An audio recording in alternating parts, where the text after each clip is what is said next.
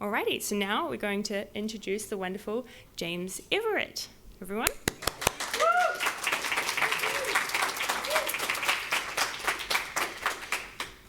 Okay. This will be a thing. One nice thing, though, is it's so good to see people. A couple years. It's been good. All right, well, here we are. Aotearoa, a leader for an equitable AR future, ? I spoke with a friend of mine about this talk, and she went through and made a bunch of notes on the rough outline. And the point that she made to me about this one is that asking the question begs the answer. And you only get to be a leader after you've done the work. We haven't done the work yet. And what she said instead, or what she suggested instead, was to consider taking responsibility. Because if we want to have a future that we're excited about, that we want to live in, it requires us to take the responsibility today so that we get it tomorrow. So I've changed the title of the talk, so here we are with taking responsibility for an equitable augmented future. So yes, thank you for the introduction there, Chantel. Kia ora, I'm James, and I've been doing this longer than I care to think about, but I've been working in sort of the XR space for the last 6 years. NZXR is our crew now. We've been going a year. We have a shiny new logo. Thank you, Jess, for agreeing to do that work with us, which has been a lot of fun to have these things start to come along. It feels like we're gradually outgrowing all of the temporary things we did in the first 2 months just to get the company going. Whole bunch of caveats and disclaimers. I'm going to run through these really fast. So this whole thing is going to be a fire hose. This is, it is what it is. But first up, NZXR has relationships and NDAs with a bunch of the companies I'm going to mention. Nothing I talk about will be privileged information, and a whole bunch of it is speculation that they've never heard of, so there's no endorsement sought or implied.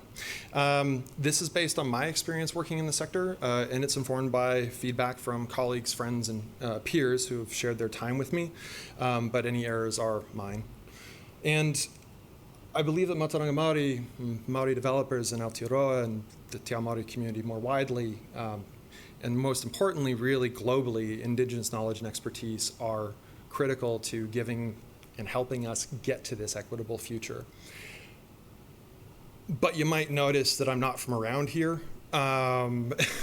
And so I'm just at the very beginning of my journey of understanding these things. And again, people have given me some really wonderful time of their own, and I'm going to be working with them to keep developing a bunch of this stuff. So that out of the way, there's the whole reality, virtuality spectrum, AR, VR, MR, all those other things.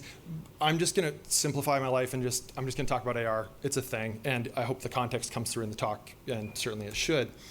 Because right, phone AR is here. We know about this stuff. AR Core and AR Kit are now in billions of devices around the world. There's all kinds of neat things that they can do.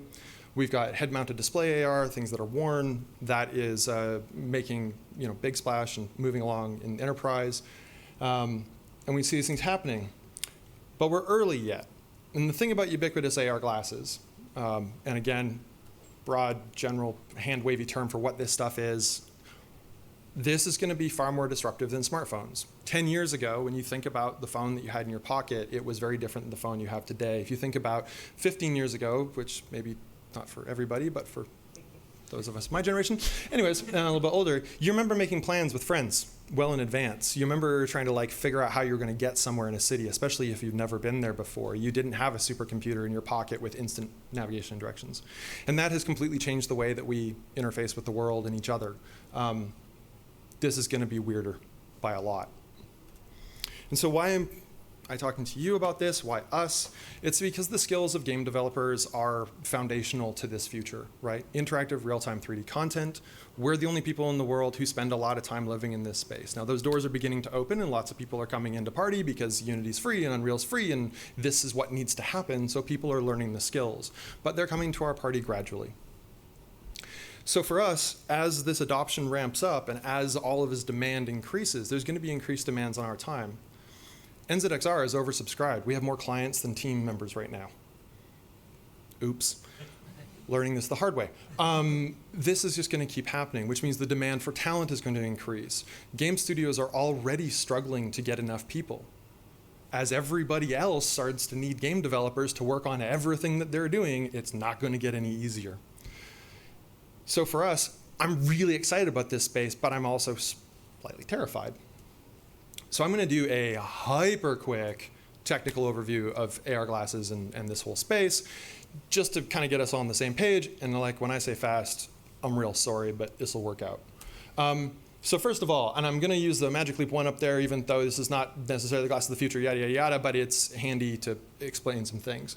The first step is localization. Where the hell am I? What's going on? You start with Wi-Fi cell and or GPS to get you kind of a gross location. You can get down to a finer detailed location with visual positioning systems. And then you're looking at local sparse point data. So like, that's what the cameras are actually seeing. All those cameras on the thing, the reason there's a whole bunch of cameras on this headset is so that it can identify and localize itself in space. Now you need to map the space. So this is an example from, again, an ML1 project that we did, Dr. Robert's Invaders. And you can see us developing a dense mesh of the space. This is a more recent example from Niantic. This is from a single monocular camera, and they're just separating a bunch of information, getting a whole whack of depth information, which allows them to more accurately place content in the world. Then you start getting the semantics, which is really fun. This is the computer. Basically, you can see how there's uniform colors spread around, right? So that's the computer vision identifying which objects are the same types of objects. And that classification system lets you do all kinds of fun stuff. The Cityscapes data set is really neat and has lots of different stuff in it. Would recommend having a look at that. But you can see you've got people on bicycles, you've got the road, the cars, all these things, those different colors. That's computer vision breaking this up into pieces and identifying it. And that lets you do some wacky stuff like this, where you're like, cool, let's take the sky and just swap that out. It's really neat. How can you see this stuff? Well, you've got to have something to run your compute, right? You've got your Tegra 2, or which is now kind of old. It's fine. Everybody's got SOC, stuff's on it. You can see through to the real world. You can tell how impressed Mochi is that I'm trying to take a picture of her through the lenses. But what you end up with is, you know, stuff that actually lives in the world, is occluded by it, can fall behind it, and get damaged into it. You need to be able to hear things, right? Non-occluding speakers are sort of one of the ways that we do that. So there's a little speakers that hang out over above the ears. It is remarkable the kind of quality of audio you can get out of a tiny little thing if you play some weird tricks in the brain. Don't have time to talk about it. You can also just use headphones. AirPods Pro are really neat. They've got IMUs in them, spatialized audio. Spatialized audio, if you've never experienced it before, very cool. You got to be able to touch this stuff, right? You can have controllers. Again, Magic Leap example, it's a 6-DoF controller, so 6 degrees of freedom, track, buttons, touchpad, cool beans. You've got gestures, being able to reach out and touch things, make different shapes, all that recognition. You've got haptics, give people vibrations, see things. This is what's out there right now. That's very cool. Brain-computer interfaces. This is the next big wave. It's going to be really exciting, kind of freaky. And this is not about shoving stuff in your brain. This is literally reading things non-invasively, and away you go. And this is, you can do this right now with the Apple Assistive Touch. This isn't like super complicated in terms of the types of information, but it's registering these items, and you can imagine manipulating virtual objects using that kind of information. I don't even know where to start here, other than to say this is super intense, and I highly, highly recommend the Voices of VR podcast interview with the CEO of OpenBCI, because it will crack your skull open, and you'll be thinking about whole new ways to interface with computers and the world.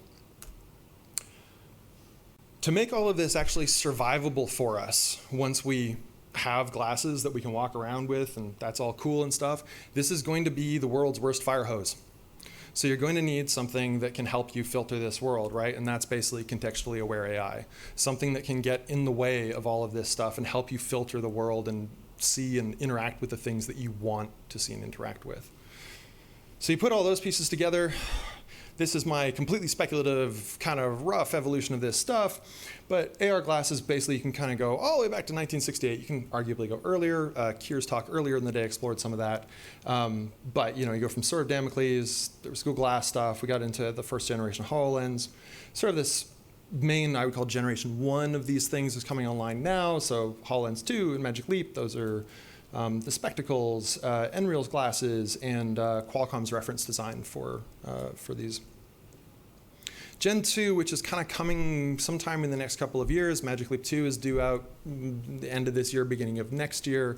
I'm sure Microsoft's got some more kit. Facebook's throwing things around all the time right now. Like, there's lots of stuff happening in the space. But basically what happens with these is that we're going to go to a wider field of view so we can see more stuff, lighter weight. They look a little bit more like regular glasses. And they begin to integrate more sensors and more sensor fusion, and probably the beginnings of brain-computer interface reading through a whole variety of sensors. And eventually we get to this sort of ubiquitous space where these glasses are just glasses, right? You know, Janelle Monáe has worn like probably more pairs of glasses than I've ever seen in my life, and she's always got like the coolest different kind of funky things. And so you can kind of look at her glasses and go, oh, I can see how I'd throw some chips in there and some optics and stuff like that. But at the same time, like, most people don't have, well, that confidence really, or that wardrobe. And so, you know, Apple's probably not going to make glasses that Tim Cook won't wear, right? So this stuff is going to end up looking like this eventually. Again, I don't know when exactly. This could be 5 years. This could be 15 years. Kind of doesn't matter because it is coming. So briefly, this is how Apple might actually put this stuff together, right? You've got the glasses driven by the phone with the watch for interface and a bunch of other useful information, and the headphones when you want high quality audio, and away you go. There's a bunch of infrastructure underpinning this. Basically, the data needs to live somewhere, it needs to be attached to things, and it needs to be persistent. This is a huge layer of infrastructure that many companies are building right now, and it's one that, like, we're sort of chipping at the edges of, but basically, you could have all the fancy glasses in the world, but if the stuff isn't anchored and out there, good luck. Then there's the Metaverse, which I feel like the Metaverse is probably going to eventually be, I don't know, nobody says information superhighway anymore. I think Metaverse might be the same thing, but it's the term people have got for this stuff. And basically, it's the evolution of the internet. That's what it boils down to, is we're going to have more stuff going. An old colleague of ours, Brian Schwab, just wrote a really wonderful piece on LinkedIn that I think is probably the best definition of this stuff right now. And that's a very short form of it, and I'm not going to read it because we don't have time. But if you go to is.good or is.gd/metabrian, that'll take you to it. So that's how we make this stuff, right? Like, that's the fundamentals of the pieces that all kind of come together to make this sort of function. So what does this actually enable? And this is why I'm excited about this stuff. This is what I want. So we're removing abstractions right now, right? Like, when you look at your phone screen, when you look at any 2D screen, you are no longer in the world. You are in that screen. It removes you from the world that you're in. So being able to actually be in the world consistently with the same kind of superpowers your phone gives you is going to be a big change. It allows us to do things like navigation, you know, having actual legible signage that can be dynamically updated. These are navigation directions you can do today on your phone in Google Maps. You can use them anywhere, right? Which is a heck of a lot easier than trying to translate a 2D map and figure out whether you're going left or right, which confuses me, and I've been doing it forever, right? Building stuff. Trimble's got all kinds of fun things going on with an XR10. IKEA's like, hey, do you want to see what the chair looks like in your living room, right? But you can start extending past this to, because we can do gestures and we can track hands, how many times have you been confused by flat pack furniture instructions? Well, why don't we just make it 3D visible and it'll show you how to do a thing. Civic visualization. This is the Wellington Digital Twin built in Unreal by Build Media. And this has been a huge deal for council in terms of civic engagement, thinking about this stuff, because they can take people to places and show them what it could be. And if you can imagine walking around the streets of Wellington, well, you had the long-term plan loaded up and what it could be, and be able to shift through that. Walking tours that took you to places and explained what it is actually going to look like. People would be, I think, a lot more engaged by that and have very strong opinions, right? Disaster preparedness. Again, it's kind of like a rough example, but it's amazing. It's like, okay, this is what it's going to be like if things flood. Do you want to be there or no? And everyone's like, no, I'm not. I'm out. Where's the safe zone, right? Hearing aids. It's unreal. Like, if you have AirPod Pros or any actually noise-canceling headphones with good voice pass-through, they are not officially hearing aids, but they can act in that way. If you were to combine that plus, of course, the visual information that your cameras are grabbing and everything else, I know that I'm looking at you, and as you're speaking, my devices are basically working on picking up what you're saying and giving me that audio in great direction, right? So if I'm standing in the middle of this crowd and I can't understand what's going on, This can help isolate that and give me that space. Also subtitles. Just, holy crap, being able to have subtitles for any reason, that would be great. Subtitles for sign, right? Like, because again, computer vision, we can see what people are doing, we can read that, we can, also, I had no idea about Stephanie Afeto before. She's amazing, go look her up, super cool. Trilingual sign interpreter. Seamless connection, clear explanation. Here's a Magic Leap thing, but you get the idea, right? Having people virtually and physically in the same place together, we've done this, and it is ridiculous how effective it is. And what's really fun too is once you start doing that and you've got the ability to just sketch in 3D space and kit bash models together and everything else, you can communicate ideas so much faster. When I say AI-assisted tooling, I mean things like this. This is Google Jamboard. You can use this right now. It's like, oh, let's sketch something rough. Oh, I think it's like suggesting some things that could be. There you go. There's your ice cream cone. Cool. You could do the same thing with 3D models. All of these tools are beginning to come together. Clinical applications. BrainLab allows you to visualize fMRIs in mixed reality. They were using this to do a very complicated surgery with conjoined twins. They were able to plan the whole thing out beforehand, and during the surgery, they were able to reference exactly what they needed to be doing right above and in front of the surgery that they were performing. It's wild. We've been doing some work with these folks. They do a lot of interesting eye tracking things to do things like concussion assessment and recovery. It's really neat what you can read from the eyes. I had no idea about this one until I was doing my research. Mirror therapy for phantom limb pain. Wow, okay. And you can imagine this for almost anything into the health sector. And for yourself, this is, I went down such a rabbit hole trying to find the source of this image. As far as I can tell, neither the magazine nor the website exists anymore. But anyways, it's from Germany. Circa 2012, this was like all the bits you needed for kind of quantified self stuff, and the data was kind of rough. Well, you can swap that out for your watch and some glasses, and away you go. To be able to do things like have early warning signs for health concerns, to the signs of burnout. Hi. They take a while to build up, and tracking that stuff over time will help you understand yourself better, right? Things like emotional dysregulation, spotting the signs of it before it really impacts you and you are fighting the panic attack, interrupting that before it hits you. Creating routines and rituals that are actually reinforced and reminding you in the space you're in and in the spaces you want to be in. Things like meditation and any number of things that, like all this stuff, it's wacky and cool. Tools for the neurodivergent. I have ADHD. It is enormously hard for me to remember anything. And it's even worse because if I have one notebook, which I've been trying to keep, one notebook, with my to-do list and whatever, that is not context relevant. I don't carry my notebook into the kitchen with me when I'm gonna go do something. So being able to say like, I'm gonna put a sticky over here, I'm gonna put a sticky over here, and at this time of day this comes up and tells me a thing, my life would be so much easier. But I'm not gonna pull up my phone and go and do it. If instead it's ubiquitous and it's with me all the time, then I'll use it, providing I learn how. Anyways, things like emotional cues. Like for some folks, it's incredibly difficult to read the emotional cues of other people. Being able to have, well, I mean, it's cheesy and hopefully it's not just a smiley, but that would probably be better for a few of my friends. That would be better than nothing, which is what they currently have. If you have face blindness, knowing the last time you ran into someone would be really nice, and being able to give you some context and get over that first couple minutes of awkwardness trying to like determine what's happening for you, In safety, computer vision for collision is going to be a thing, especially as we get more stuff like autonomous forklifts. If you're walking around a warehouse and that thing's whizzing around, you'll want to know if it's coming around the corner, because in theory it should stop. In practice, you'd rather not find out, right? First aid.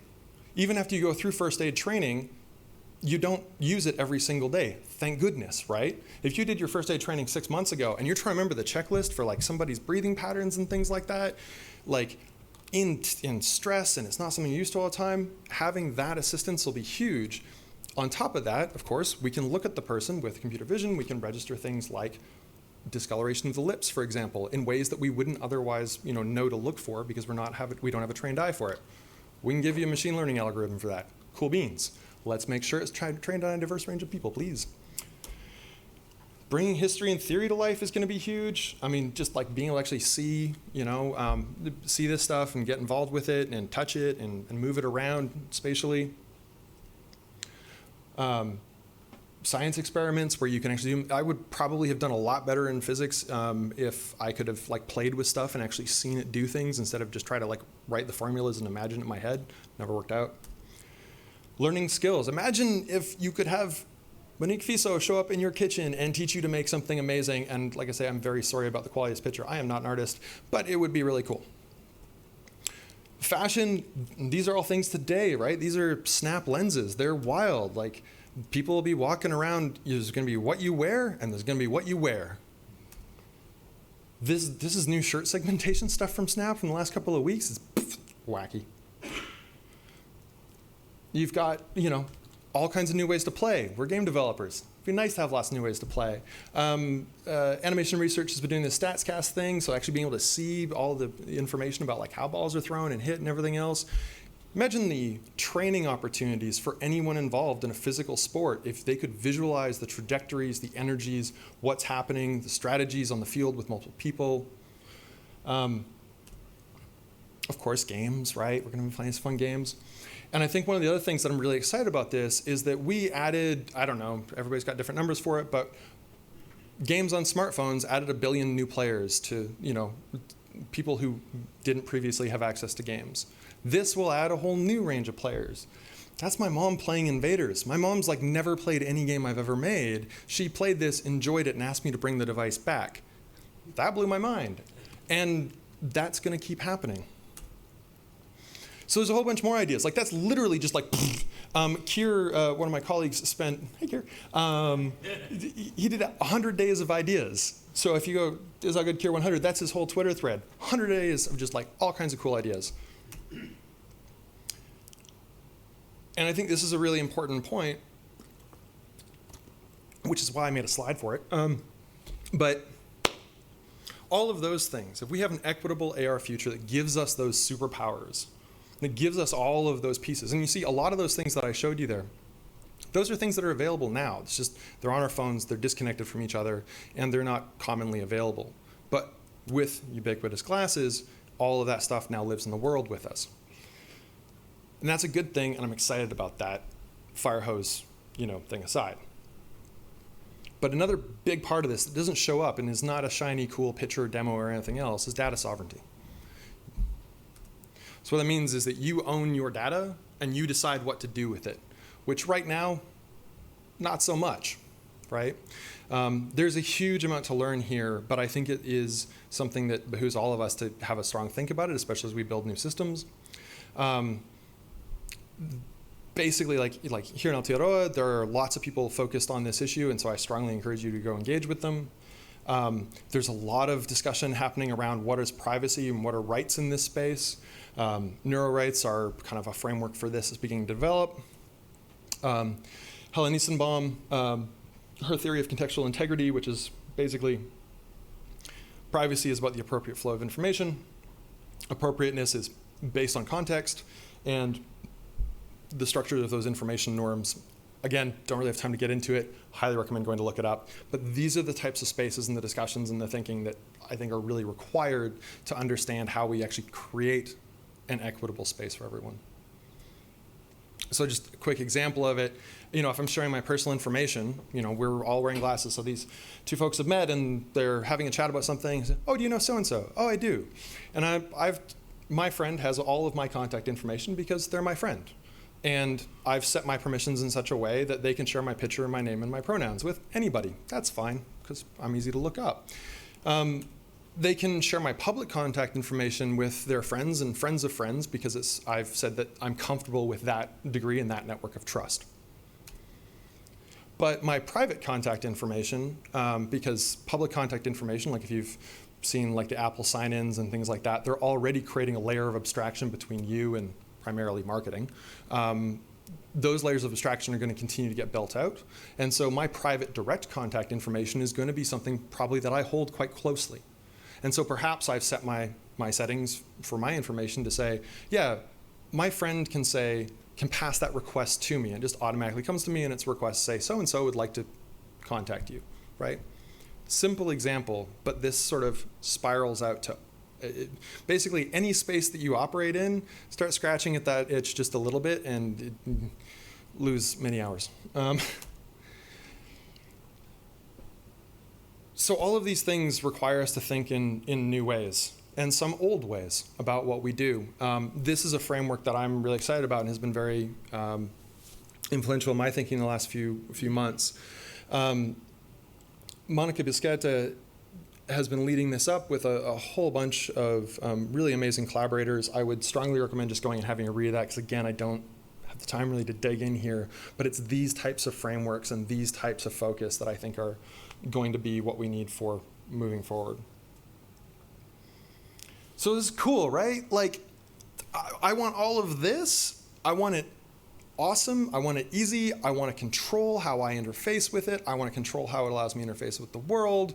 And I want all these, I want to make stuff in this space. I'm really excited about that. So I think we can get that future. I think we deserve that future, and I'm really excited to try and build it. But there's a lot of ways that this goes sideways, right? We'll run through a couple of them quickly. I think what's really important to note here is that the features, the functionality, all of that stuff is coming. Like I said, I don't know if it's 5, 10, 15 years, whatever. That's going to happen no matter what. The question is what it costs. And this is the point of difference, I think. We've seen this already. Online is effectively a toxic commons. There are some wonderful safe spaces, and they are mostly private communities that are carefully curated by the people who operate them and thrive in them. But they are not the commons. The commons is pretty messy. And it's already lives on our screens, and it has already spilled over into the real world in lots of not great ways. If we carry that model forward and we just take it into the real world with us, it gets a lot worse. The gig economy is probably here to stay, but the same tools that can teach you how to be an expert chef that you can learn from, where we can tell you because we can see what your hands are doing, and that if you were to change the angle of the blade by about 3 degrees, you'd be chopping that onion more effectively, are the same tools that you can use to train someone to do something quickly and then carefully evaluate whether or not they are 2 to 3% more effective than the next cheapest person. Your glasses can drive you rather than the other way around. That kind of speaks for itself. Barriers to access are another interesting problem. Physical barriers to access that show up and for good reasons and not good reasons are ones that at least you can see and you can try to understand how to challenge them. You can trace them back to their root. Who put this door in the way? Who said nobody crossed this line? Where did that come from? And you can interrogate it and challenge it as necessary. If the barriers are invisible and the door only opens for you when you walk up to it and you don't know why, or doesn't open for you as the case may be, and you can't challenge it and you can't see it, it creates a distinct power imbalance very quickly. It's really cool if you've got face blindness that you can go, all right, I met you at NZGDC 2021. That was really cool. That's awesome. That exact same set of tools can be used to identify anyone instantly. You throw a data aggregator against it, all of the information that's out there, publicly available or not, because like there's a lot of data out there that's not publicly available, but if you know who to pay for what databases, away you go, right? So your subscription to, I don't even know what to call it, but the database of, well, I'm not, keep saying weird things. It's gonna be fine. Anyways, it gets weird. So like, best case with something like that that's completely unconstrained, you're gonna get incredibly targeted advertising. Worst case, you're going to get discrimination, harassment, and stalking, right? Because once you've got data aggregators to say things like, this is this person, they're from this socioeconomic class, these are who their friends are, this is their gender orientation, all of those sorts of things. speed at which the cameras can pick something up and say, this is who this person is. If you wanted to walk through a crowd and identify people you didn't like and be able to immediately turn on them, you can do that. And then there's absolute surveillance, which is very scary for a lot of reasons. These amazing AR glasses have to capture and broadcast more information and more data than anything you've ever dealt with before. When you put a device on your face, it knows more about you than almost anything. Unless you've been through a fairly rigorous set of medical screenings, it's pretty intense. And so because those cameras are always on, and because they're both inward facing and outward facing, because it's gathering audio, because it's gathering positional information, because it's doing all the things it has to do to be this awesome thing, it also allows someone to have perfect surveillance of you. If that's not well secured, it doesn't even matter that if I have a device that I consider well secured and I don't feel like I'm under threat of surveillance. If everyone around me is wearing devices and even 5 or 10% of them are unsecure and can be surveilled, now I can be surveilled. And this stuff isn't like, it's not way out there, right? Has anybody read the Pegasus Project stuff as it's been coming out? So the short version there is NSO Group is effectively a state-sponsored hacking company, and they have been invading phones of both Android and iPhone varieties for the last almost decade, and 50,000 phone numbers dropped that have been in their database as potential targets. And on that list is everybody from world leaders to a whole lot of journalists and non-government organization specialists. So the tools are already there, they're already in use. And so all the cool shit that we get from our AR glasses, there is a flip side.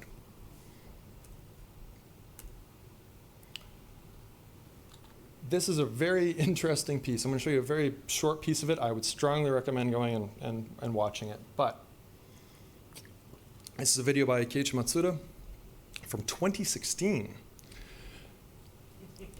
All of the things I talked about that are super cool are happening in here. We're getting real-time translation. The inspiration guru, I believe, is speaking Thai. I believe the woman who's first person from is speaking Spanish. You can see that she's, it's translating for them in real time. She's on the bus. There's all this information. It's just like, it tells you when you can get off the bus, where your stop is. You can see that she has a gig app, Job Monkey, that is telling her where to go next and what to do. Her points manager determines how well or how poorly she's doing at all of these things. I do strongly recommend watching all of it. So like I say, it's giving us lots of cool stuff, right? We're getting notifications, we're getting contextual information, we're getting real-time translation, we've got local internet city layers. It probably is way easier to navigate that space without, losing track of where you are, depending on how much your eyes can handle the visual noise. But it's also, I don't want that version. Yuck. Like, no, please no. So, how can we here in Aotearoa, knew that was going to happen, Aotearoa, New Zealand, be a positive force for an equitable future? This is the biggest part of it, to me anyways, is that what we build today influences tomorrow. In fact, what we build today influences today, right? As we were making things at Magic Leap, especially at the very beginning, there was almost no examples for us to draw upon. There were very few and far between. So anytime we found one, we grabbed onto it and we dissected it. We wanted to know what this was, because anything that could help us understand our path forward better was wonderful for us. So as things continue to change, right, it's like, if you do something today, whether that's, planting a tree, building a house, or changing a law, that changes the future.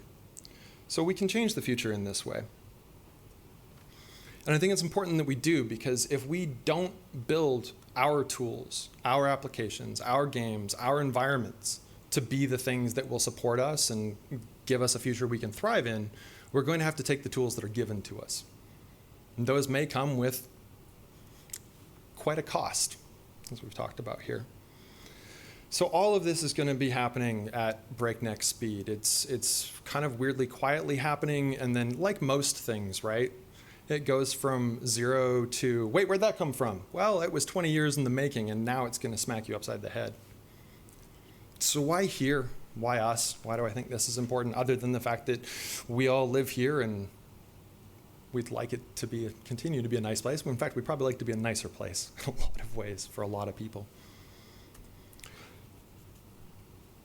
So, big disclaimer on this, of course, not from around here.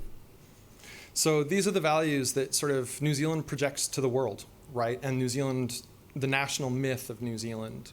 And these aren't all of them, it's not an exhaustive list, right? But a fair go, this notion that everybody has a chance to really go and do something. The number 8 wire mentality, or oily rag, or whatever you want to call it, but getting something done because nobody else is going to bring it to you, that's really important in this space. First in the world to give white women the right to vote, right? All those kinds of things. It's still true. And the rule of law, I don't think, can be underestimated. Again, certainly not perfect by any stretch of the imagination. But those fundamentals, the things that make the choices that we're able to either push back on or develop further, if those aren't backed up by the law, things will proceed in directions probably that we don't necessarily enjoy.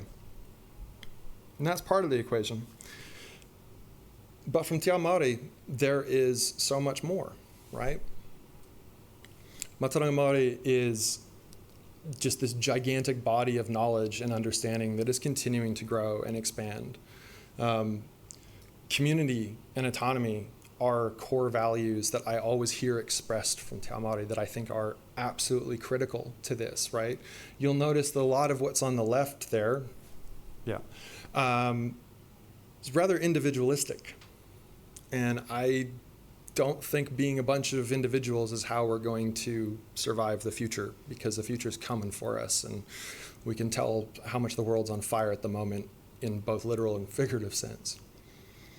Digital sovereignty is something that's taken very, very seriously, and it being pushed forward in ways that I think are super important, and again, are setting the standards that the rest of us probably need to catch up to. And then that's just here at home, right? But globally, Indigenous knowledge and expertise is going to have to be part of this future if it's going to be equitable. So we might as well start at home with the people around us and start building these things so that we can present these options really to the rest of the world and go, there you go, there's a way forward. And it's a way forward that we're excited about, that we think represents us and our values. And like wildly more than that. When I say I'm at the beginning of my journey of understanding this stuff, I think understatement is probably the polite word for that. So long way to go. So in practice, what does this kind of look like? It means creating things, engaging with how it's all going to happen, and getting involved and involving others. I apologize, this is going to be even worse up there than I thought, sorry. So make projects that embody your values, right? That's how this stuff gets out into the world. If you make it behave in a certain way because you believe it, that's what you export, that's what you share. Always ask the question, who benefits from what you make and who is being harmed by it? And if you say no one's being harmed by it, you're probably not asking the question hard enough. When you talk about what you've made, talk about why you made it, not just how you made it, right? Sometimes values live way, way, way deep in the thing that you've made. It cannot hurt to surface those things and make them more visible. Look beyond, games and tech for inspiration, guidance, collaboration, right? Mātauranga Māori, you get to start tomorrow. There are 2 sessions, Māori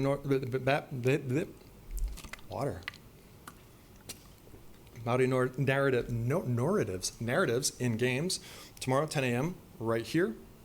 Te Ao Como, working with Māori game design development, 11 a.m. Aotearoa, which I'm not sure where that is, but I'm sure it's on your map. It's below us. Okay, cool. I did not know about this book, Nakite Mātauranga, which just came out not long ago, but I'm really excited about that resource. I need to go digging in there. The Protopian Futures Framework I mentioned. And then from inclusion, Again, panel tomorrow, get on there. And there's a few more panels around that are happening already, and that's just here in these 2 days. Engaging with it, like I say, it's going to seem distant until it really suddenly isn't. And so even if you're not working in this space yet, I implore you to keep an eye on it, because it's going to just keep changing, keep changing, keep changing. And so you don't want to be blindsided by it. Government is absolutely going to struggle to keep up with this stuff. They always do, because realistically, laws shouldn't change super fast when they affect an entire nation, right? Stuff needs to be well considered, well thought through. Tech don't wait for you. It just goes. And so we need to be involved if we want it to be a real thing that we're excited about and not terrified of. And communities are going to get blindsided by this stuff. Every community group, this is going to touch everything. So engage with these folks. Go to them, work with them, understand their problems, understand their desires, understand things they're excited about. Offer them these great opportunities and help them understand where things could go off the rails. And do that, I think, by getting involved. As game developers, we are used to everything changing all of the time. That is our new normal, right? Not new normal, that is our always normal. It's like every 6 months the business model changes. Every 8 months the tools change. Every day my computer updates and doesn't work anymore. Stuff just keeps changing and going. That's our normal. And the change that's coming with ubiquitous AR is going to be aggressive and wackier than that. And it's going to probably smack us upside the head. For everyone else who's not used to their tools, their technology, their everything changing around them all the damn time. And to be totally fair, right? Everyone is, whether they like it or not, kind of used to change aggressively happening to them now. But it's not usually the things that they touch every day, the tools and technology that they use every single day. So be patient, be kind, be curious, and be ready to learn as people come to you and you become involved with them and you see this stuff go weird. And whatever you're doing, involve diverse voices in it and listen to them. Because if you don't, that harm question I asked earlier, you probably haven't asked it at that point. So, an equitable AR future, I think, has inclusive and accessible hardware, software, and data, compute layers, metaverse, whatever the heck you want to call it. But it is inclusive and accessible. And that goes for everything from what it costs to how you operate with it for any number of physiological differences. Data sovereignty for individuals and communities, and I don't think that this can be understated how important this stuff is. And this is something that I find incredibly important that often gets overlooked, which is graceful fallbacks. The notion that not everything can be accessed through the glasses, through the everything else, right? What happens if someone's glasses break? What happens if they don't have them? What happens if, right? The internet is no longer a luxury.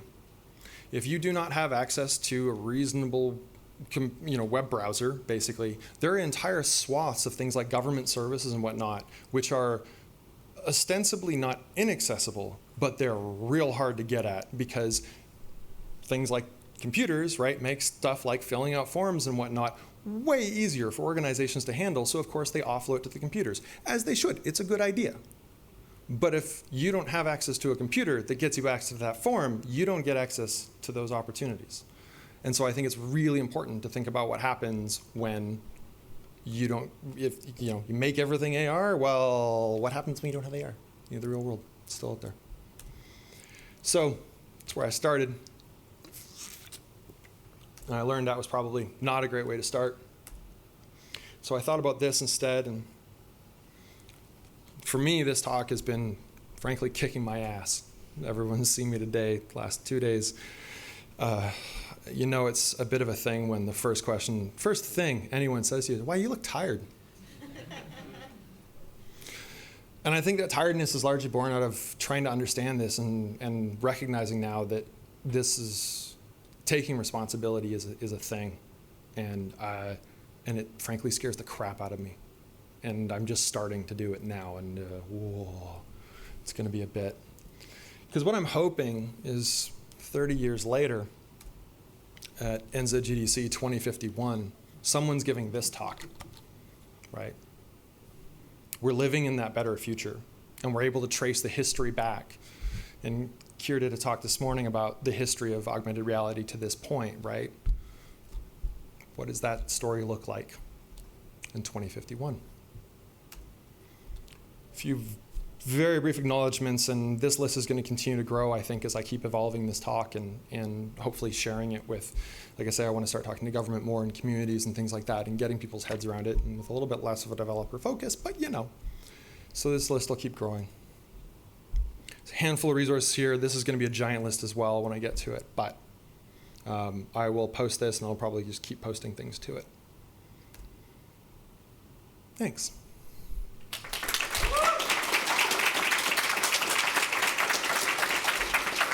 Is it on the app? Thanks so much for that, James. It was wonderful. We actually have a few minutes left for Q&A, so if you have any in-person questions, we can ask them now. If you can just wait for the lovely Drew to get to you with the microphone so we catch the recordings through the audio system. So, any questions for James? Yay. So everyone's just like... I know I am. You were talking about Indigenous communities. What about older people, especially older people in those Indigenous communities? Everybody? I mean, I think like every single community will be impacted by this stuff. And yeah, I mean, I'm not sure what to say there other than yes. So do you think there'll be any like special challenges? Absolutely, yeah. I mean, like trying to get, like getting my grandparents, even many years ago while they were still with us, to like email actually never became a thing for them. It was a bridge too far. And you know, that's always true. There's some folks who really get into stuff and they love it and they make it part of their lives. And then there's everybody who doesn't have, for any number of reasons, either the opportunities, the interest, or anything else, right? But this change, this technology will impact them whether they want to be involved with it or not. So yes, we have to be thinking, how does everyone get impacted by this? So basically like fallback, accessibility, redundancy. Absolutely, yeah. And you know, things like one of the really cool ones, like I say, like the OpenBCI stuff, the brain computer interface stuff is just and super neat. But one like example in that was awesome.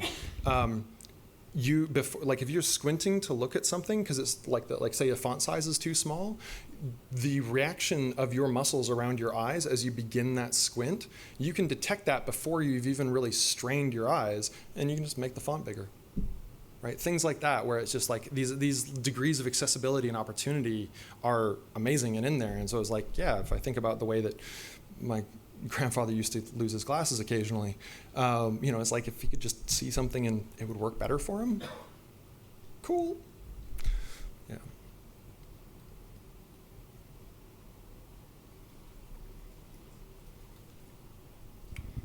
Hey, what are some of your favorite AR experiences that currently exist today? Ooh, that's a good question.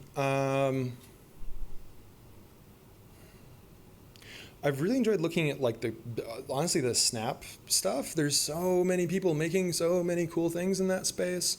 There isn't too much I've played a lot of lately that I'm really into. We've been making some fun stuff that I'm excited about. I didn't even put any of our own stuff up there. What was I doing?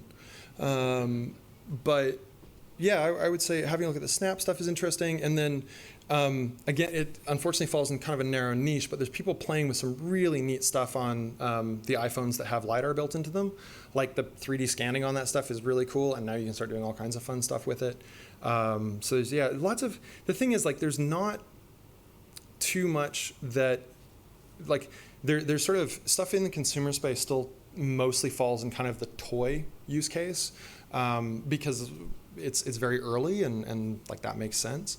But like those, the Google navigations on Google Maps, I love that. I love that because I like, especially if I'm in a place that I'm unfamiliar with, like I don't know where north is or which was left and right when I'm coming to an intersection. It's just like, go that way. Cool. Takes a lot of that cognitive load off. Yeah. I should get a much better answer for that. I need to put like I mean, I guess I just showed you like 15 funky things, or 50, I don't know, but yeah. Hey James, have you given any thought to how the developers around here could compete with companies of the scale of the Facebooks who are throwing billions of dollars around? Make cooler stuff faster, which is not it's not a good answer. But the thing is that, so Facebook's making their AR glasses, Magic Leap's making their second iteration, all of those kinds of things, right? Like everybody's working on the hardware side. I don't know that necessarily a hardware company will come out of Aotearoa. I don't know that I would recommend it, frankly. We worked for a company that spent a lot of money trying to get that to happen. And they're still spending a lot of money getting it to happen. But you can start with this stuff right now, right? Like if you've got a phone, you've got an AR device, those tools are out there. Like I say, the Snap Lens stuff is really impressive. Unity's got so many bits and pieces built into it now for AR. There's a bit on the Unreal side. There's so many things that you can just go and use now. Start using them. And I think that's the important thing, is just to start, whether it's keeping an eye on it or doing a little bit of a game jam or trying something out. It's like, until you play with it, it's very, very hard to understand the possibilities. And I'm still surprised all the time by what's possible. Yeah. We're time. All right, thank you everyone, and thank you James for that incredible mind-blowing talk.